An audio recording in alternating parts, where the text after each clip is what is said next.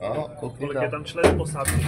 Tady jsou 4, tady je nosič, tady hned vedle mám velitele, který jako můžu oční kontakt navázat vždycky. Tam je jenom taková mřížka, tady tam je střelce. Ale ukáž, jak se leze do tanku. Můžeš sama, bych to možná i zvládla, jako. A to leze, viď, máš. Tady když si jako sedneš takhle a spustíš si tam nohy, tak... V leopardu.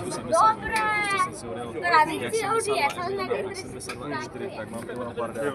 Můžu jako srovnávat si, myslím, že tyhle za mě osobně. Jsme v tanku Leopard. Na pozici řidiče.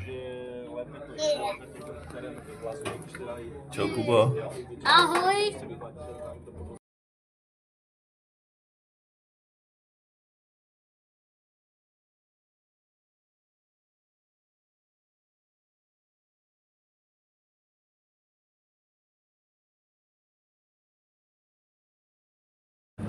Tak co, Kubo, jaký to bylo v tanku? Dobré.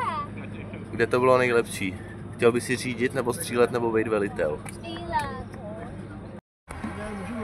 Můžeme oba?